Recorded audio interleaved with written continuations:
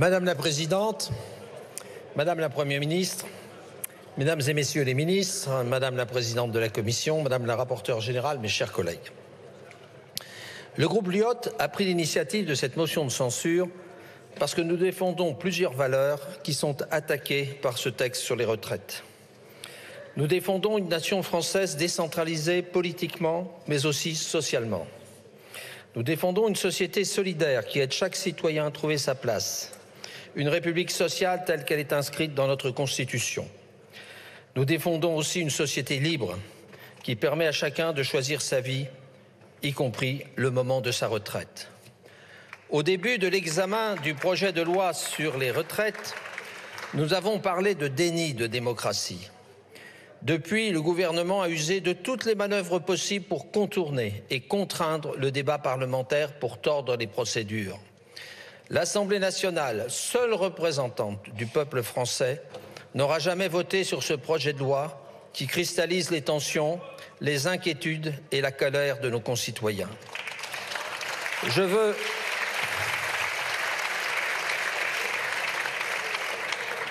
veux insister sur la gravité de cet instant. Notre décision de déposer une motion de censure n'a pas été prise à la légère. Notre groupe vous avait mis en garde contre la tentation de passage en force. Dès l'automne, nous avons appelé à de vraies négociations avec les partenaires sociaux. Nous avons appelé à une grande conférence sociale sur le travail et le financement du système de retraite. Nous avons toujours joué le jeu de l'écoute et du dialogue. Notre groupe n'a d'ailleurs pas voté jusqu'à ce jour les précédentes motions de censure. Nous avons pris toute notre part pour éviter de fracturer notre pays plus qu'il ne l'est déjà. Mais ce texte a marqué la mort des engagements pris en juillet dernier. Madame la Première ministre, relire aujourd'hui votre discours de politique générale est cruel. Je vous cite. « Nous mènerons pour chaque sujet une concertation dense. Nous aborderons chaque texte dans un esprit de dialogue, de compromis et d'ouverture. » Eh bien, vous avez échoué à rassembler, vous avez échoué à convaincre, alors vous avez cédé à la facilité et évité la sanction du vote.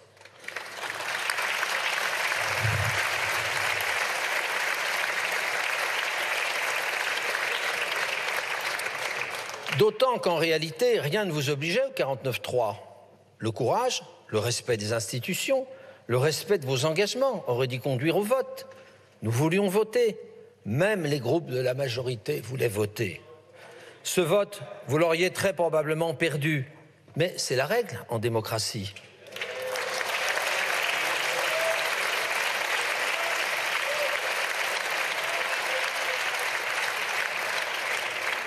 Madame la Première ministre, vous avez décidé d'engager votre responsabilité. Eh bien, nous avons décidé de prendre les nôtres avec cette motion de censure.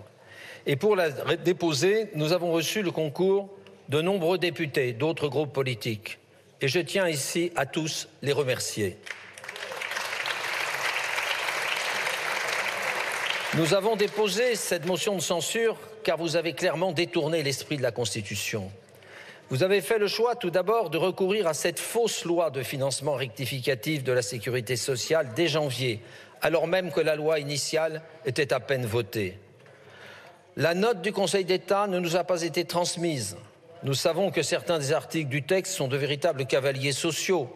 C'est le cas notamment de l'index senior, de dispositions relatives à la pénibilité ou à l'Agirc-Arrco.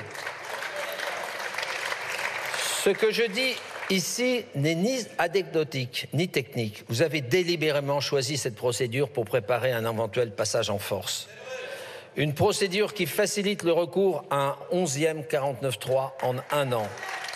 Une procédure qui encadre et contraint les délais d'examen, rendant impossible tout débat serein et approfondi. Résultat, l'Assemblée nationale n'a examiné que 2 articles. Elle a d'ailleurs à une large majorité rejeté l'article 2, malgré tout transmis au Sénat par le gouvernement. Au Sénat, justement, vous avez fait le choix de recourir au vote bloqué du 44.3 pour écourter les débats. Et tout cela pour, in fine, nous priver d'un vote sur le texte issu de la CMP. Comment accepter un tel mépris du Parlement? Comment accepter de telles conditions d'examen sur un texte qui aura des incidences durables sur la vie de millions de nos compatriotes? Si notre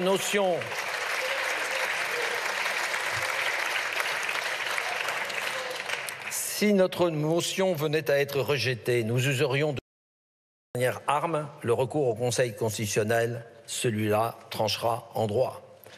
Et de nous promettre, je le cite, « Oserais-je par ailleurs vous rappeler que ce projet de réforme des retraites n'a pas de légitimité démocratique. Contrairement à ce que dit le président de la République, les Français ne l'ont pas élu pour repousser à 64 ou 65 ans l'âge légal de départ à la retraite. Beaucoup d'entre nous ont voté pour lui au second tour par défaut.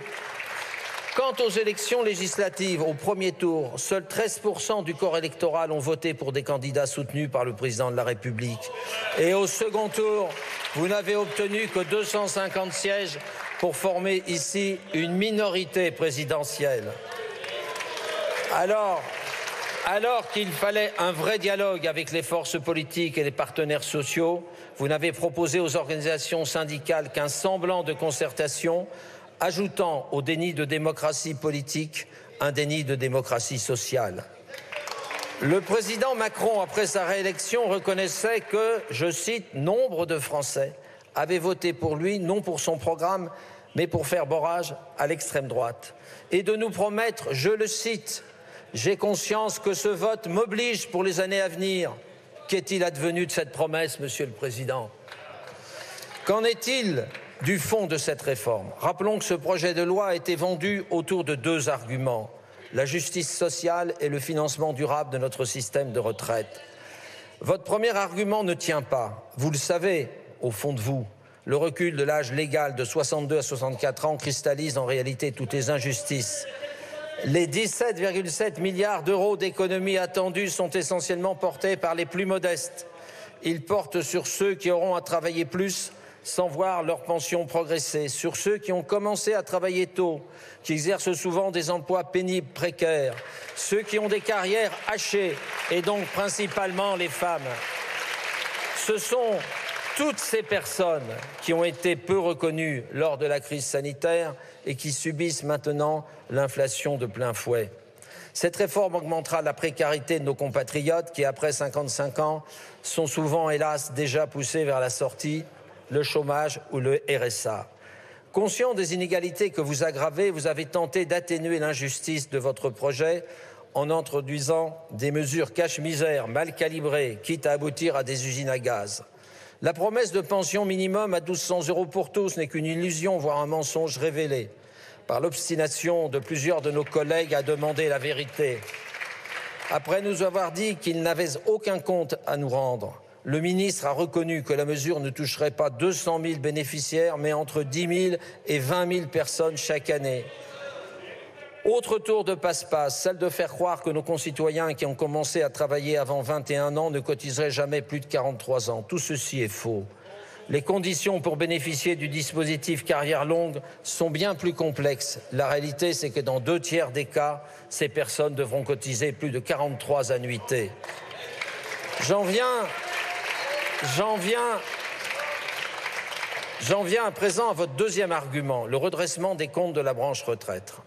Avant tout, je rappellerai les insuffisances de l'étude d'impact qui ne permet pas de mesurer les incidences exactes de cette réforme. L'insincérité budgétaire de ce texte doit être soulignée.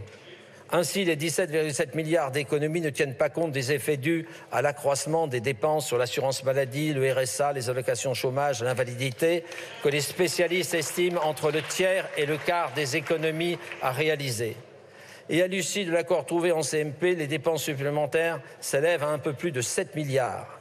Tout cela, mis bout à bout, il est permis de penser que votre réforme ne pourrait finalement aboutir qu'à 1 milliard d'économies par an d'ici 2030. Une France au bord du précipice pour 1 milliard.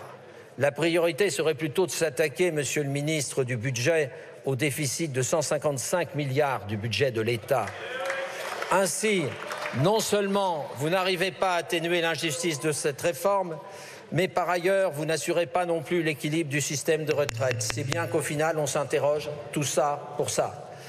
Le président de la République invente un dernier argument. Il faudrait imposer la rigueur budgétaire pour ne pas perdre la crédibilité de la France sur les marchés financiers. Mais c'est précisément le recours au 49.3 et la crise politique et sociale qu'il provoque qui peut affoler les marchés et faire exploser le coût de notre dette. Madame la Première ministre, mon cher collègue. nous avons proposé une porte de sortie, retirer votre projet et nous remettre au travail. Merci beaucoup. Aujourd'hui, je vais vous dire notre inquiétude.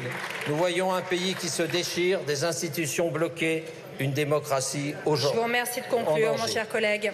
Aujourd'hui, nous avons besoin de retrouver le chemin de l'écoute, du dialogue, du respect de nos concitoyens. Je vous remercie.